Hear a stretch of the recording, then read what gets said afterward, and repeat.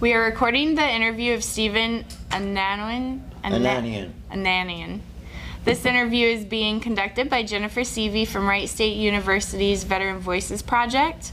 This interview is being recorded at the Holiday Inn in Dayton, Ohio. It is 10:30 a.m. on October 27th, 2016. Okay, Steve, where and when were you born?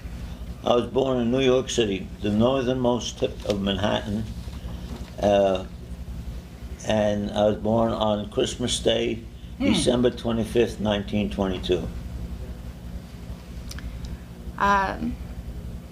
Who were your parents and what were their occupations? I'm a first-generation American. My parents were born and raised in Turkey, in a small mountain village, and they left, had to leave Turkey because of their parents were all massacred and their relatives were massacred by the Turks. So they came to this country to avoid being killed. And my father was, when he came here, he went into the Oriental rug business and he imported and exported Oriental rugs. And later on in life, he lost his hearing from because he was hit by a Turkish saber in the head, and it affected his hearing, so he couldn't hear. And so what he did then is he repaired Oriental rugs. My mother was a housewife, mother of four. Well, actually, she had 7 children. 3 of them died in childbirth in Turkey, but 4 of us survived it in this country, and I'm the last of I was the baby of the family, and I'm the last member of the family today. So, did any of your siblings serve in the military? No. No. What were you doing before you entered the service? I was a student at NYU studying aeronautical engineering, and in those days, in order to go to college, you had to pay for it, and we are children of the Depression, and so the way I paid for it, I used to work as an errand boy, is in a photo engraving plant in New York City. I'd go to college during the day, and at night I'd be an errand boy until about 9 o'clock at night. And so that's how we earned our livings then.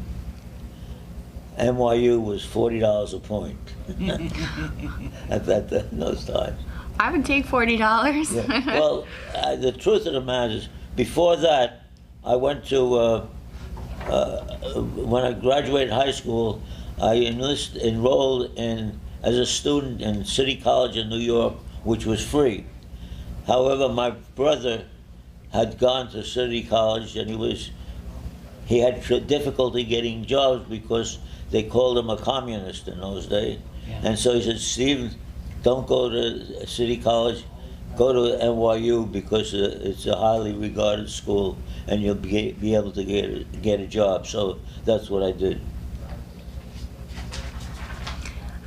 What branch of military did you serve? I was in the Army Air Force. Were you active duty or guard or reserve?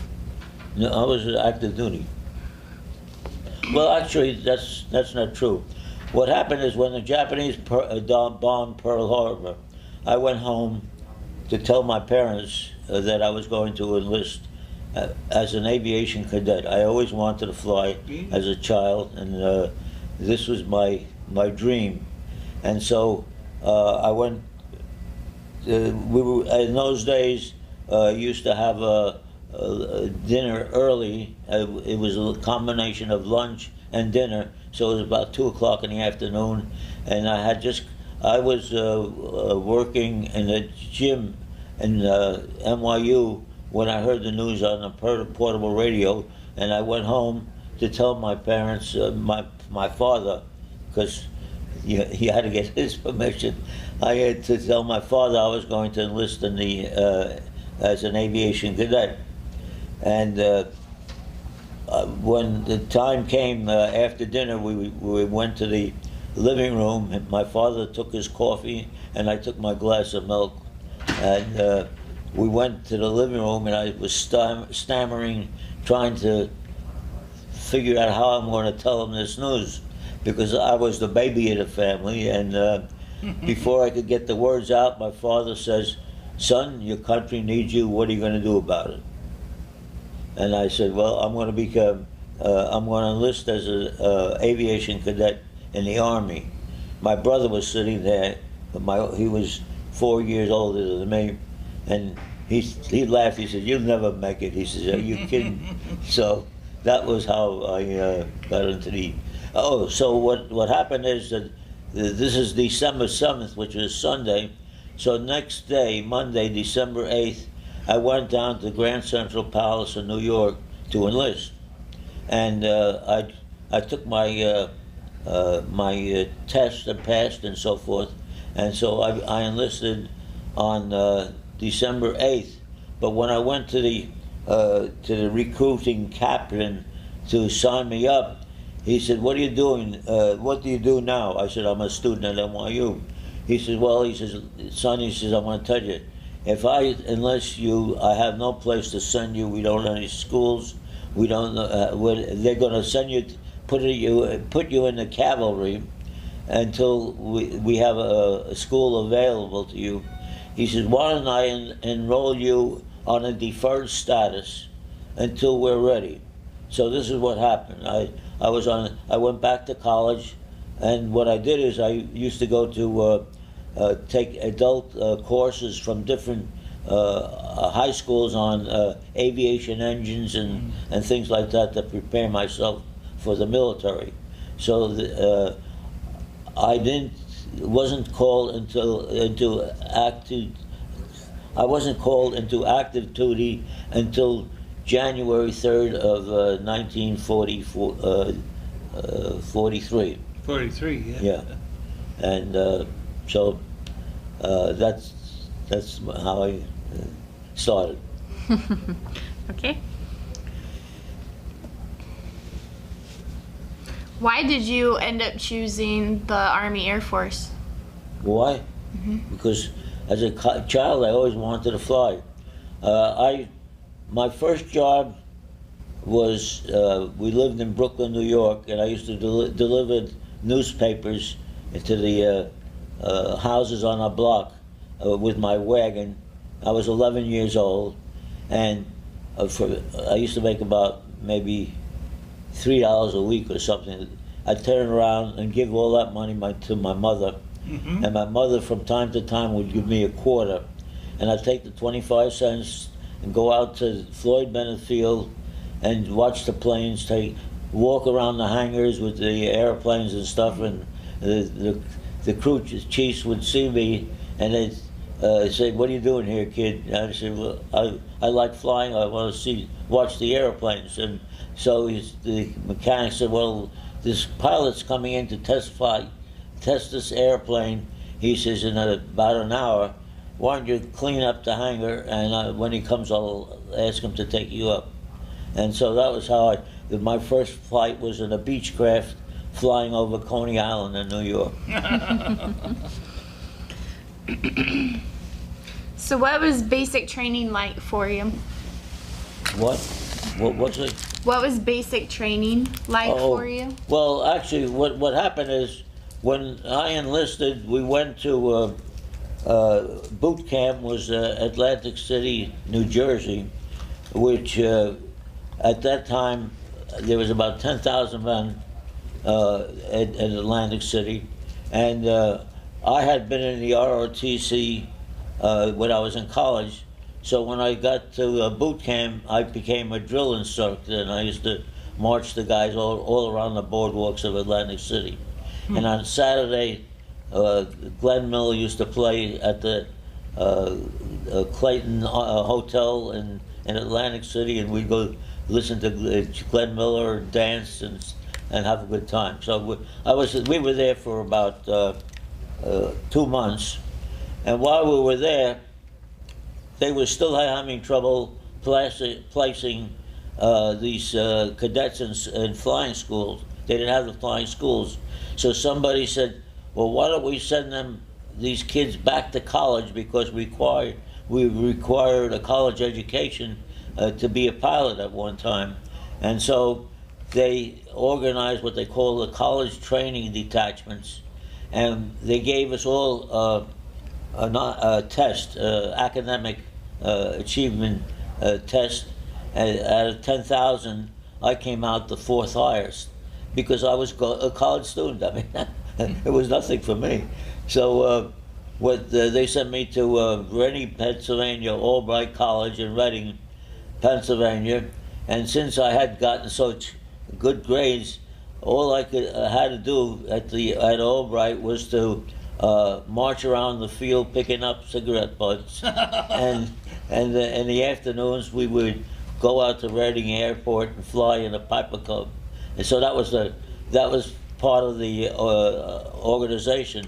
But people said, you know, these guys are going to be airmen, but they've never flown an airplane. How do you know they're going to like it? Maybe. And so they started this college training detachment where you took academic courses one half a day, and the other half you flew as a passenger in a Piper Cub with an instructor and so forth. And so when I was at Albright, and the only academic courses that I took was aeronautics regulations and Red Cross, how to serve somebody in an emergency. So one day I got sick of picking up the butts, and I went to my commanding officer. I said, you know, sir, we don't have a marching band. We need one. He said, he was a second lieutenant. He said, well, you're right. He said, but how are we going to get one? I said, well, I'd like to organize one, sir. I do not play any musical instrument. The only thing I play is the radio. And so, but nobody asked me. So I said, okay. He says, what do you need? I said, well, I'll need volunteers, and I'll be able to, I won't be able to do the marching in the morning. I'll organize the band. He said, go right ahead, Ananian. It sounds like a good idea. So I went into town, into Reading, to the library, and there was a young lady that was the librarian, and I asked for a book on organizing a band, and she found one for me, and I said, I got another problem. I said, I wonder where I can get instruments for the band. She says, why don't you go to the Salvation Army? So she was a young girl who had a car. She drove me to the Salvation Army. I got them committed, and so I put up a notice on a bulletin board. Anybody that wants to join the marching band, contact me. And I got about 30 people, 30 cadets. And these guys were really, so one was the saxophone player in Hal Kemp's band. You know, he was very knowledgeable in music. So we organized the band. We sat down. We had drum section, the violin section, and so forth. And when it was all over, everybody said, "Well, what are you going to play?" So I said, "Well, fella, that's the big question." I said, "The only thing I play is the radio, so you got to tell me what to do." So the saxophone player from Hal Kemp's orchestra says, "Well," he says, "you'll be the drum major. You be the major. You walk in front with the baton and go up and down, and that's it." And so that's what I did. So we did the marching band, and then we were there for about 2 weeks, and we had such good successes that there was a nurses' school in nearby, and they were having a dance, and they wanted us to go over and play music for the dance band. So I got all the band together, and I said, how do we do this? I mean, I can't do this anymore. So the saxophone player says, "Well," he says, "what I'll do is," he says, "I'll lead the dance band." He says, "You come up to the podium, tap your baton 3 times and then pass it on to me, and you go dance with the nurses, and I'll conduct the band. So that's how we did it. That was my experience in boot camp. Well, after boot camp, we went to classification, which was in Nashville, Tennessee, if you remember, and that's where you took all sorts of academic and physical examinations. You had to run cross country 3 miles 3 times a week, and do all sorts of proficiency. Put your finger in a ring and not touch the sides and stuff like.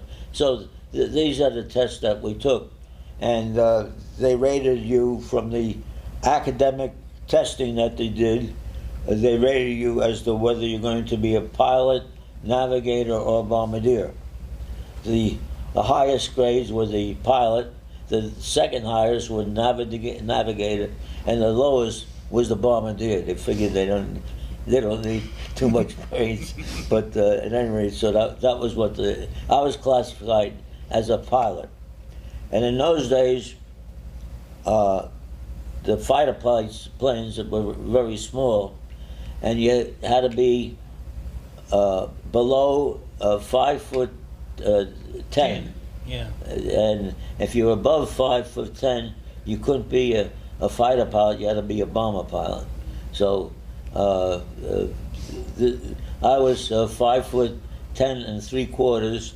But when we went to be measured, I went in a taxi cab and laid down in the cab so that I wouldn't change my size.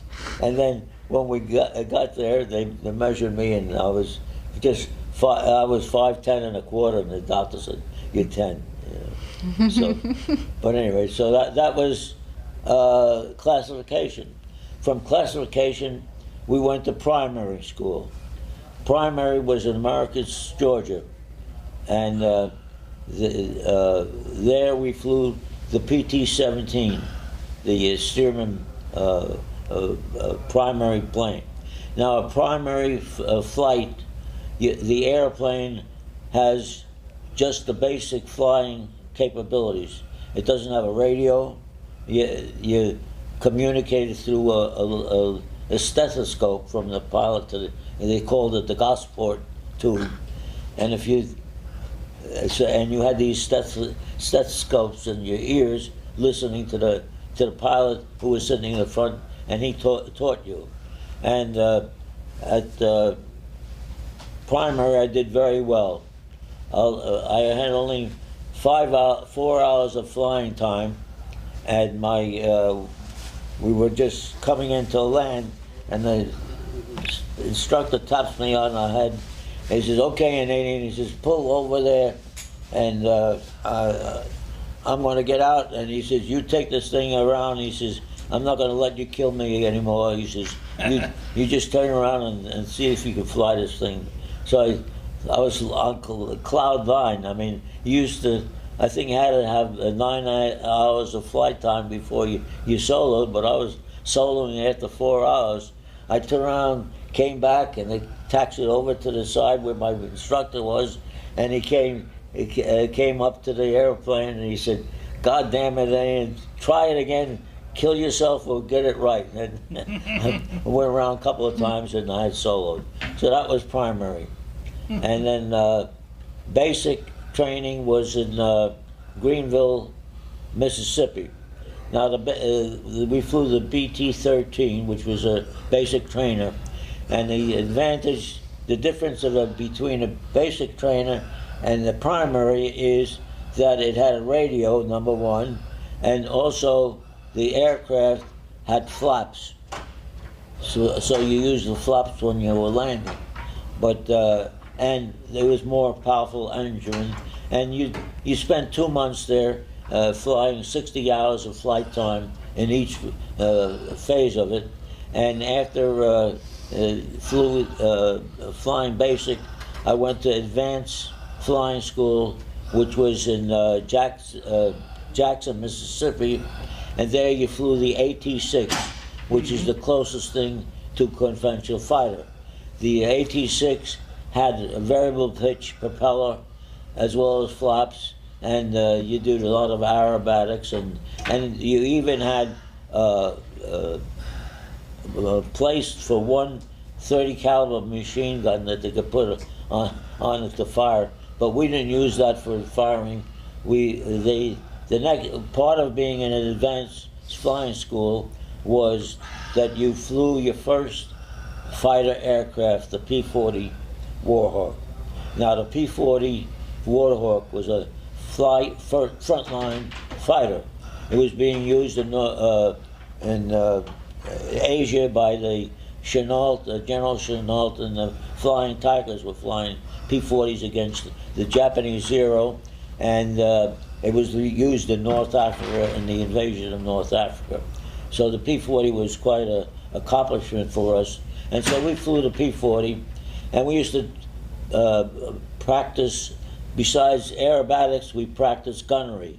We used to shoot air-to-air gunnery at a target that was being towed by an AT-6, and you had to get each the bullets of on the gun were painted with an oil paint, a different color, so you know whose bullet holes were in the target. When you came back, they counted the number of bullet holes and so forth.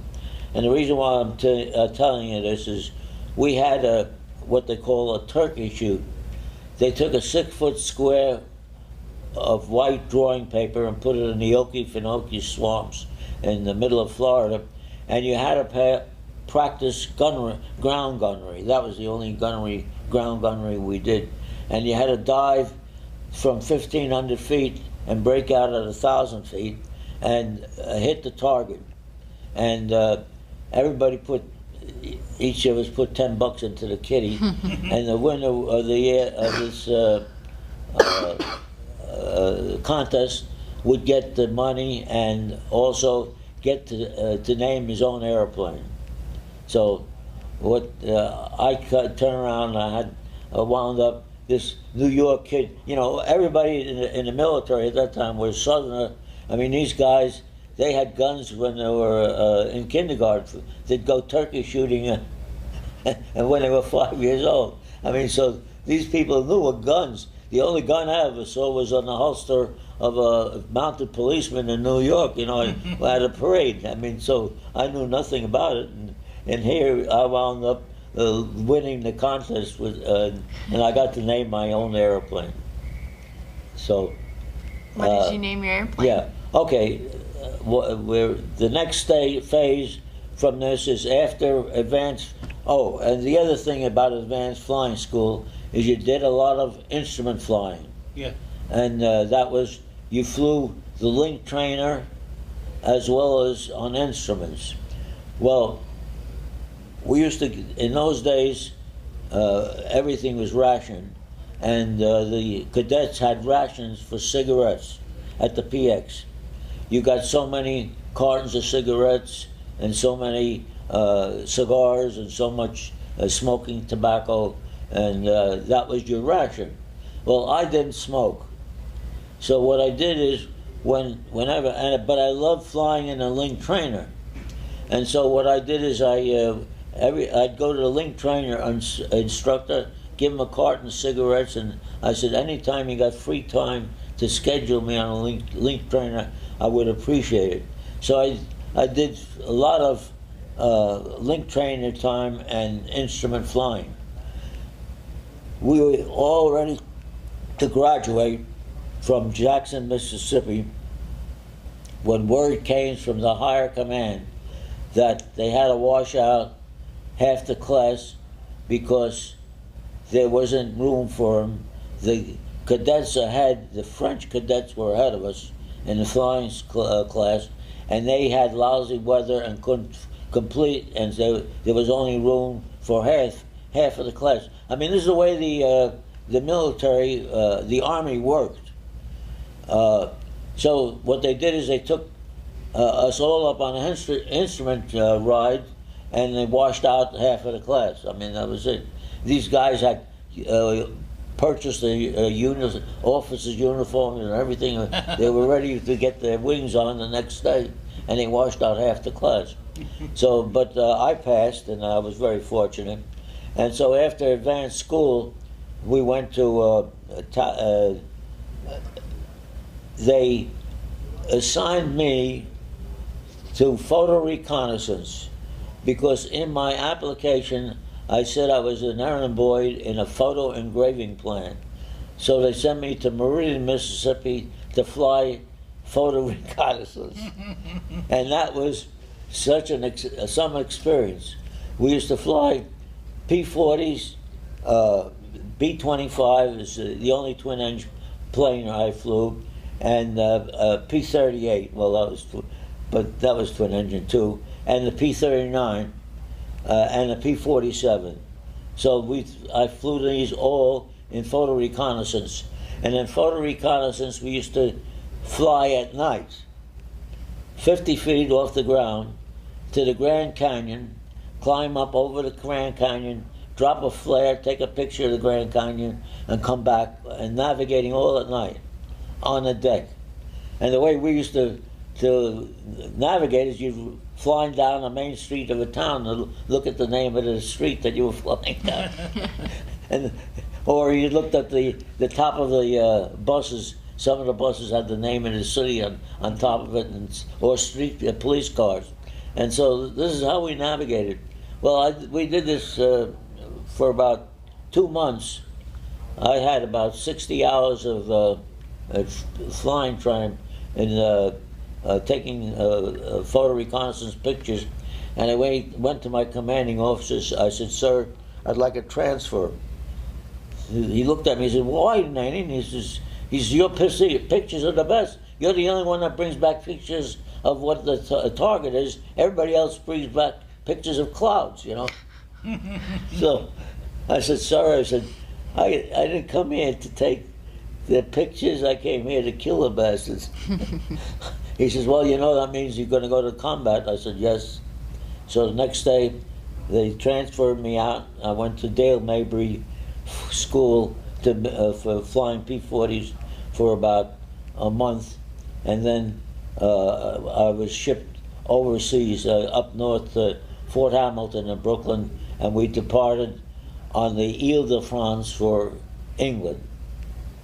Actually, I was slated to fly over, but we sat in a hotel in Times Square in New York for about 3 days, but they couldn't fly because the weather was too bad for flying. So after it was all over, they said, "We don't need you anymore. You take the boat." And so I went on the Ile-de-France overseas. Took 4.5. That was a cruise ship that went overseas straight. It didn't have to go zigzag because it was so fast the submarines couldn't keep up with it. Yes, I think it went about 45 miles an hour or something like that. Yeah. Yeah. But so that's how I went. I went overseas on the Ile-de-France and came back on the Ile-de-France.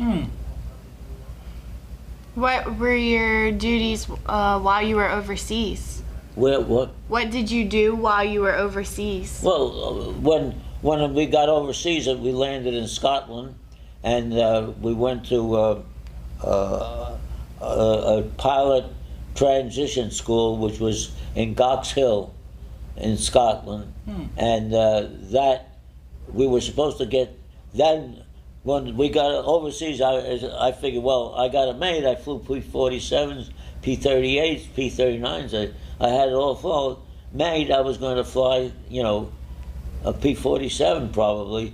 And it turned out, they said, "No, you're going to fly P-51s." So when we went to Gox Hill, they had a P-51 on a sawhorse, and you could climb into the airplane and look at the controls and all, and raise the landing gear and lower it while you were on the ground. But that's the only P-51 time I had until I got to Falmere in England. That's when I was assigned to Falmere. They had lost their squadron commander, and a couple of pilots in a mid-air collision. And so I went in as a replacement pilot, and as a fighter pilot, and that's how I started.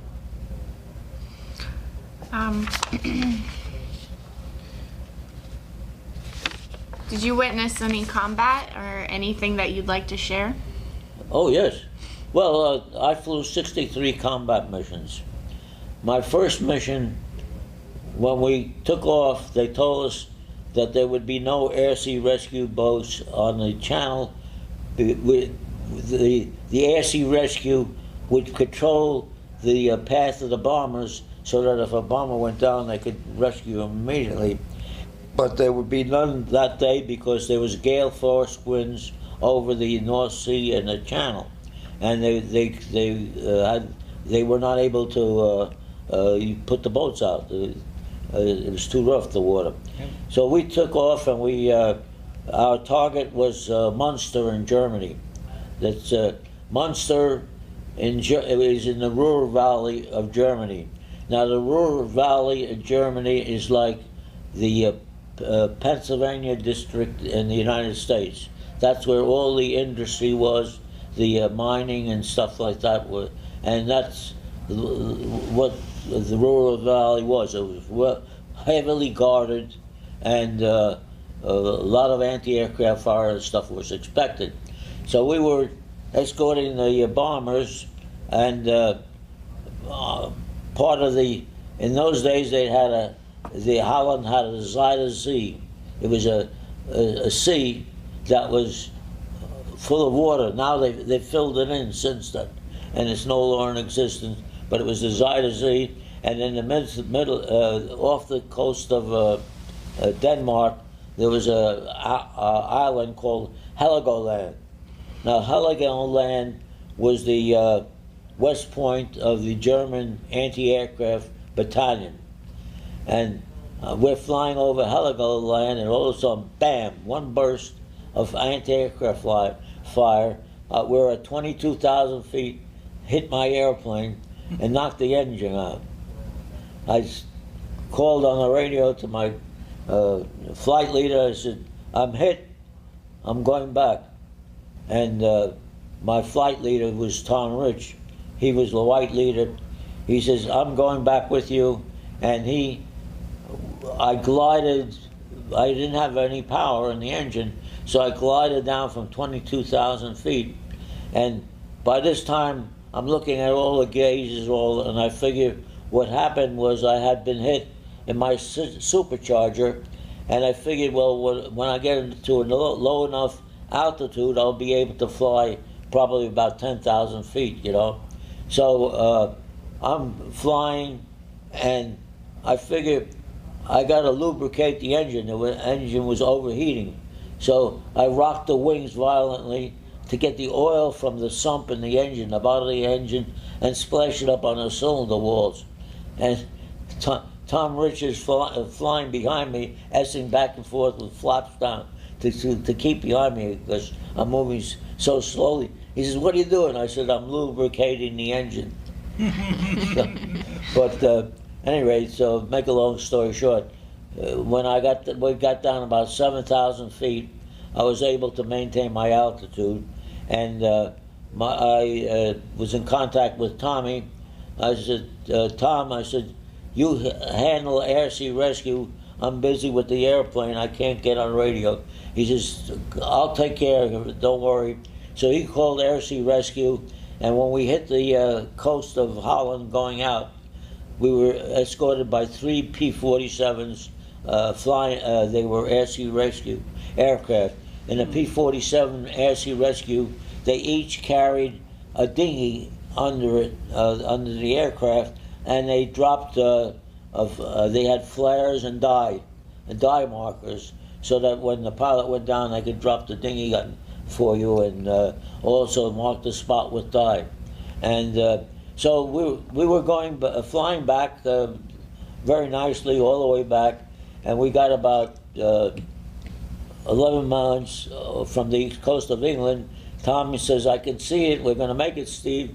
And then suddenly I had a runaway prop because the P-51, the propellers engaged by engine oil pressure. I had flown for about 45 minutes without losing oil all the way. And so I said to Tom, I said, I got to bail out. And I turned the airplane over and dropped out of the airplane. And as I went down, as I said, there was gale force winds. So my parachute dragged me over the top of the waves with 70-mile-an-hour winds. And Tom comes down with his airplane and deflates the parachute, makes about 3 passes, and deflates the parachute with his prop wash. And so now I was in my parachute in the water, but I had inflated my dinghy, so I hung onto my dinghy while they until the rescue came. I was in the water for an hour and a half when I suddenly heard the sound of a washing machine. It sounded like it, and here was the British Walrus, it's a flying boat, and he had landed on the water, and they taxied up to me, and I'm hanging on to the dinghy, and the airman gets up in the hatch and says, "Here, catch," he throws me a line, and I said, "Well, if you can get it between these 2 fingers, I'm not letting go of this dinghy." And I caught the line, and he pulled me to the flying boat, but I was too heavy, I was waterlogged, and he couldn't pull me aboard. So he said, "But don't worry," he says, there's 3 ships coming to your rescue." Tom had gotten on a radio and called all these aircraft, the rescue ship to me.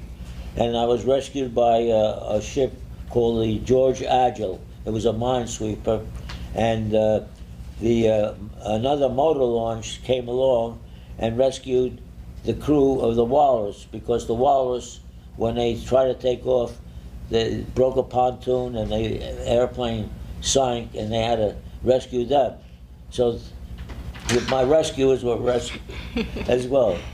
So that was the story of my first mission. After that, I flew 63 missions successfully. Okay.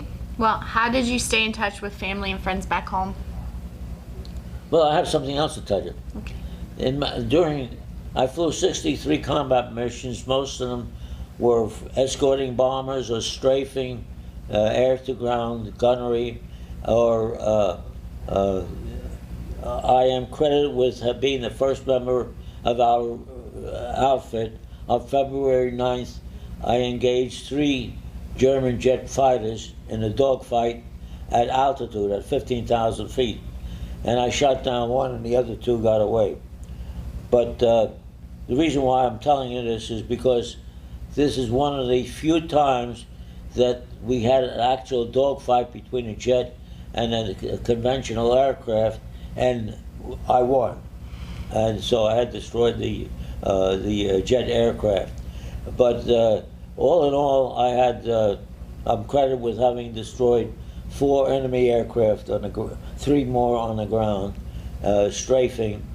We were losing 6 times as many pilots strafing as we were in aerial gunnery, because the P-51 is a wonderful airplane, but has a liquid-cooled engine, and therefore it's very vulnerable to ground fire. If you get hit by a BB gun, you could put a hole in the coolant system, and you fly about 5 minutes, and that's it. So that's why we were losing a lot of people, and many of the pilots didn't want to go strafing for that reason. And because of it, General Hap Arnold, who was the head of the 8th Air Force, passed a rule saying that if you destroyed 5 enemy aircraft on the ground, you were an ace. Before that, only the kills in the air were counted as toward you being an ace. But in the 8th Air Force, if you destroyed 5 enemy aircraft, whether it was on the ground, in the air, or combined, you got credit, and were an Air Force ace, an 8th Air Force ace. So you were an ace? No. No? I got only 4. Oh, you were one away. Yeah. Well, on my last mission, which is April 5th, 1945, and they told me I wasn't going to fly. That was my last mission, and I was going to go home. I went to my commanding officer, begged him, said, please, let me fly 3 weeks more. No, you can't. Well, 2 weeks, 1 week, one more mission, you know. He says, Steve, if something happens to you, I could never face your mother knowing that you had completed your tour, and then so you got killed. So he says, I just can't do it. The next morning, he calls me into the office and says, Steve, you still want to fly? And I said, yeah.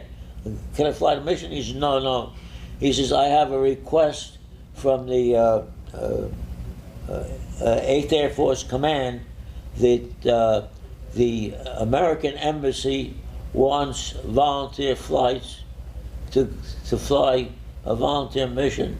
He said, would you go? I looked at him and said, okay. I said, providing I'm on the first boat that leaves this country when I get back. He says, good. He says, it's a deal. So the next day I flew up to, I was taken up to Scotland in our twin-seat AT-6, and we landed at Prestwick, Scotland, which was a Air Transport Command.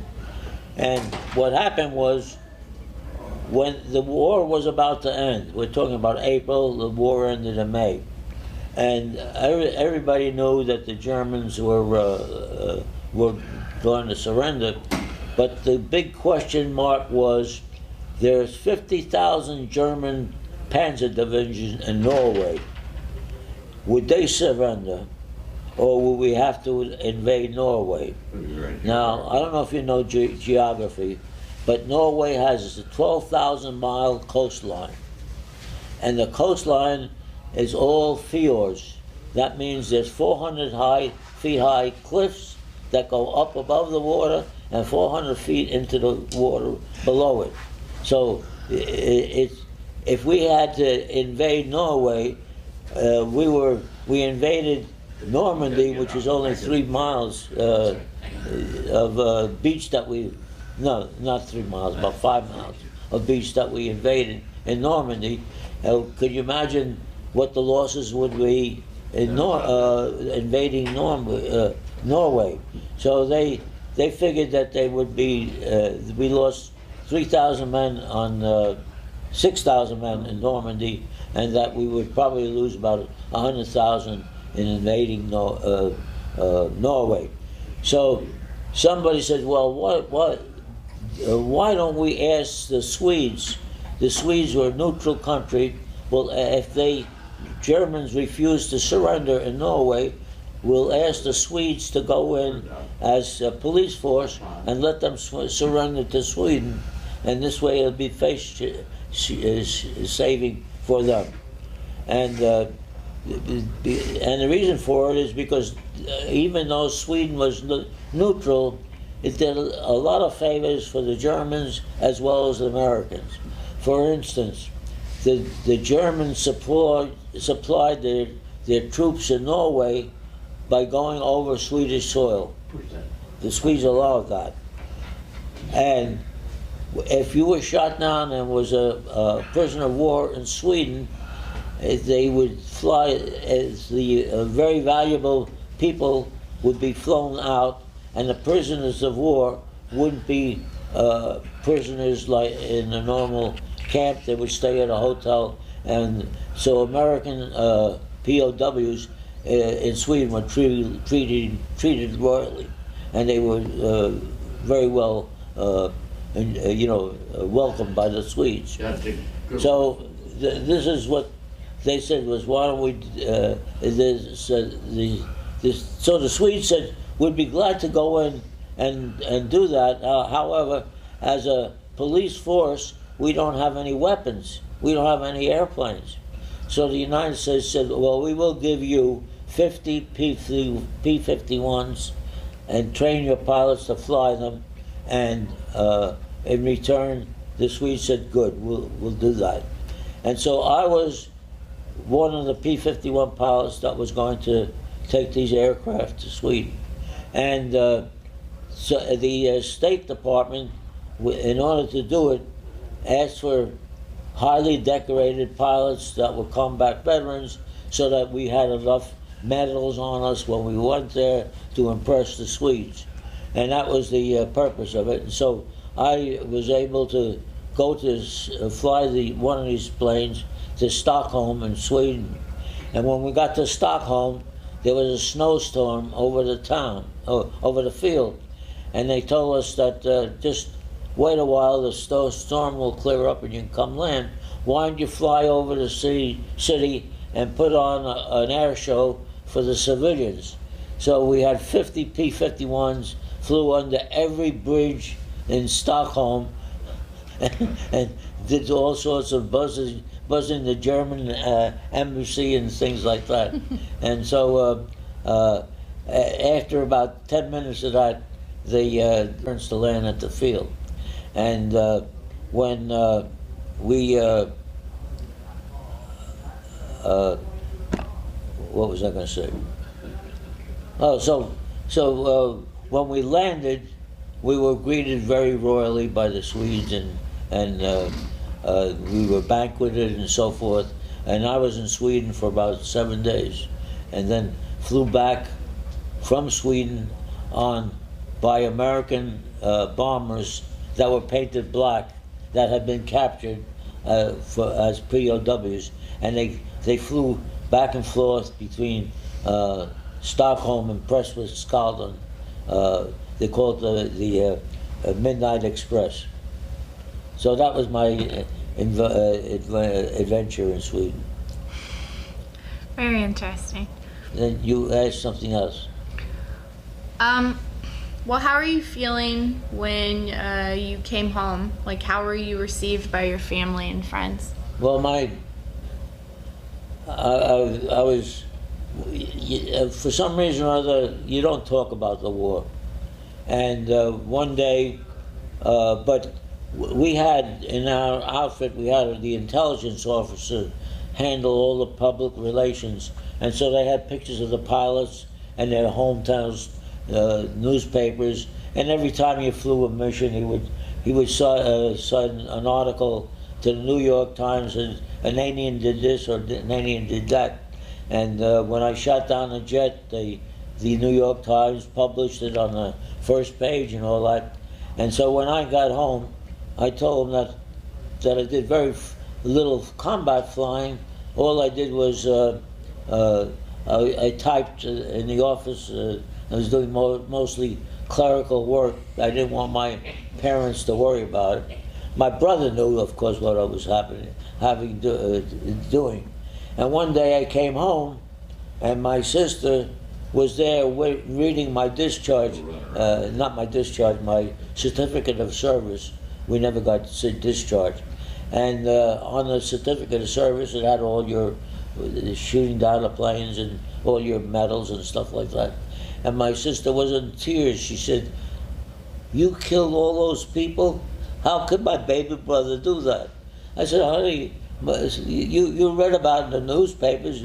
She says, "Well, I never believed it. I thought it was a lie." So I never talked about the military to the family. But in 1980, we got a phone call from one of our pilots who was organizing our unit, and we all met in Florida at Disneyland, and had our first 339th meeting, and that's how I became active in the 339th Fighter Group. I had a Commodore 64, and so I used to record all the addresses and help the editor print out the names and addresses for him.